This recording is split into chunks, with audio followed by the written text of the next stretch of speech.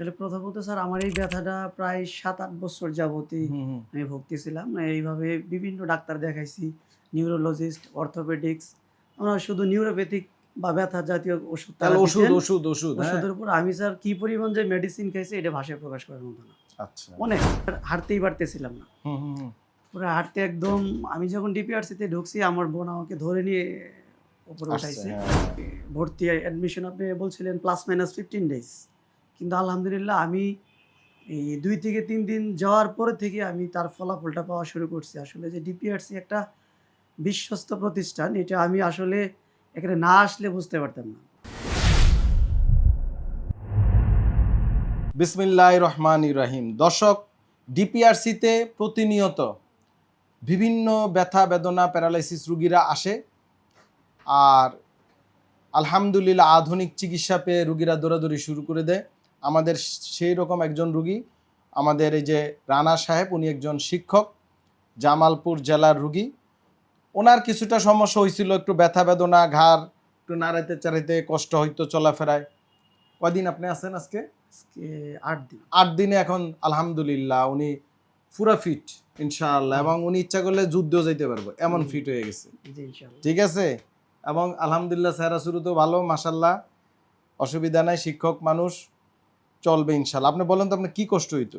আসলে প্রথমত স্যার আমার এই ব্যথাটা প্রায় ৭-৮ বছর যাবতই হুম, হুম। আমি ভুগতেছিলাম। এইভাবে বিভিন্ন ডাক্তার দেখাইছি, নিউরোলজিস্ট, অর্থোপেডিক্স।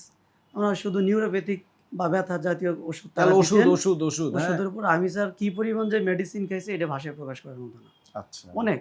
তো এইভাবে ঘুরতে আমি আপনার ফেসবুকে একদিন আপনার এই একটা ভিডিও আমার সামনে আসে। তো এরপরে হঠাৎ করে একদিন চিন্তা করলাম এইবার আমি আর হাঁটতেই পারতেছিলাম না। হুম, হুম, হুম। পুরা হাঁটতে একদম আমি যখন ডিপিআরসিতে ঢুকছি আমার বোন আমাকে ধরে নিয়ে উপরে আসছে, উঠাইছে। হ্যাঁ। পরে আপনার এখানে আসলাম। আসার পরে আপনি দেখি বললেন আমার এই মানে প্রবলেমটা আপনি ফাইন্ড আউট মোটামুটি করে ফেলছেন। পরে ডায়াগনোসিস করা হলো। এর পরবর্তীতে আমার যে ভর্তি অ্যাডমিশন আপনি বলছিলেন প্লাস মাইনাস 15 ডেইজ। কিন্তু আলহামদুলিল্লাহ আমি এই ২ থেকে ৩ দিন যাওয়ার পরে থেকে আমি তার ফলাফলটা পাওয়া শুরু করছি। আসলে যে ডিপিআরসি একটা বিশ্বস্ত প্রতিষ্ঠান এটা আমি আসলে এখানে না আসলে বুঝতে পারতাম না। আমি অন্যান্য রোগীদের উদ্দেশ্যে এটাই বলব যে এখানে আসলে আপনাকে একটু সময় এবং ধৈর্য নিয়ে আসতে হবে। প্রকৃতপক্ষে আমি যে ট্রিটমেন্টটা পেয়েছি আর যে পরিমাণ কস্ট এখানে হয়, তা আমার মনে হয় যে পরিমাণ কস্ট তার তুলনায় এই কস্ট অনেক কম। যে আধুনিক মেশিন বা এই ধরনের মেশিন আমি আমার এই চিকিৎসার জন্য কোথাও আমি পাইনি। এখানেই ১ম দেখছি হয়তোবা এটা ভিডিওতে দেখতাম উন্নত বিশ্বে চায়না বা অন্যান্য দেশগুলোতে হইতো। এগুলো যে আমাদের বাংলাদেশেও আছে সেটা আমি আসলে এখানে না আসলে জানতাম না। তো সর্বোপরি আমি আলহামদুলিল্লাহ প্রথমত আল্লাহ তাআলার প্রতি শুকরিয়া। তারপরে আলহামদুলিল্লাহ। আপনার মাধ্যমে আল্লাহ তাআলা আমাকে মাফ করছে। এইজন্য আবারও আল্লাহর কাছে শুকরিয়া জ্ঞাপন করছি। সেই সাথে আপনাকে আমার মনের অন্তঃস্থল থেকে ধন্যবাদ জ্ঞাপন করছি।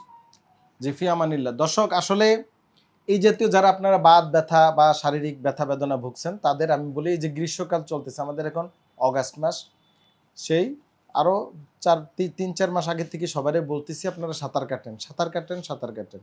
তো এই রুগী যদি আগামী ২-৩ মাস শীত আসা পর্যন্ত, অগাস্ট সেপ্টেম্বর পর্যন্ত, ফুল মাস অগাস্ট এবং সেপ্টেম্বর, এই কয়দিন যদি নিয়মিত সাঁতার কাটেন এবং ব্যায়ামগুলো আমরা শিখেছি ব্যায়াম করেন, আমরা যে ওষুধপত্র বা নিয়মকানুন বলে দিছি করেন, ইনশাল্লাহ এই রোগ আর ফিরে আসবে না।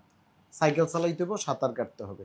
এই জাতীয় ব্যথা, মাংসপেশি, যারা ঘাড়টা শক্ত হয়ে গেছে কাজ করতে করতে বা বসে থাকতে থাকতে বা কোনো রোগে, তারা যদি এক্সারসাইজগুলো নিয়মিত রোদ লাগেন, এই যে রোদ সকালে রোদ খালি গায়ে লাগানো গেলে অর্ধেক ব্যথা এমনি চলে যাবে। এবং পানি খাইতে হবে, হাসি খুশি থাকতে হবে। যদি ডিপ্রেশনে থাকেন, মানসিক চাপে থাকেন, তখন কিন্তু ব্যথা বেড়ে যাবে।